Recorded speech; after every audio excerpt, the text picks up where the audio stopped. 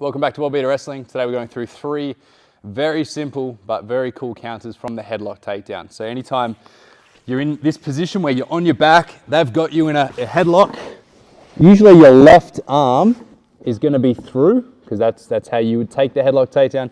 This gives me a few options here. So the first way is one of the most common, and that's the head scissors. Now for me to lock on the head scissors, I need to use my right hand into the jaw to create a little bit of space, and I'm going to kick my hips up to the sky, my right leg coming over the jaw. So here I'm extending right leg over into this position. So what that does here, crook of the knee around the chin, very pro wrestling based, is just to keep nice and safe and friendly with the soft part of the leg. But if you want to make it a bit more legit, you would extend your legs out so that your knee joints, the real hard bony part of your knee, is really pushing into their throat. So be aware of that. You don't want to extend your legs out if you're locking it in. You're going to hurt your training partners.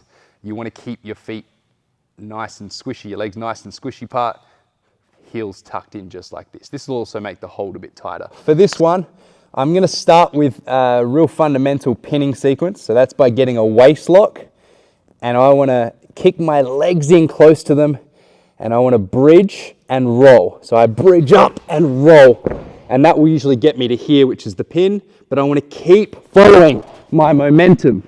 They're not going to let go of the headlock at this point. All right, it's still going to be locked on, but they're not in any position to get a really good base. So from here, what I can do is scoop around with my right arm, lock on the double wrist lock here, or the figure 4 grip.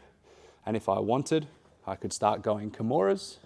I could start going over the top, breaking that grip, start turning into Kimuras, or I could start turning from here into arm bars. If we make it all flow really quickly,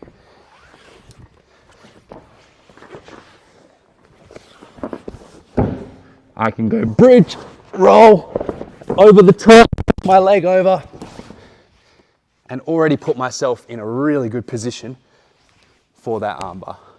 And if you don't want to target the arm, that same transition can lead you to other spots. So if I get the bridge and roll, if I can have a little bit of space through here, I can slide my left arm through, which allows me to turn into my own headlock takedown or scarf hold. So, if we want to tell that story where we're switching the same hold back and forth, perfect way to do it. And this spot can just keep going and going.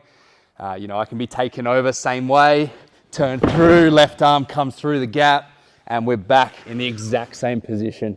So again, chain wrestling, holds for holds for holds.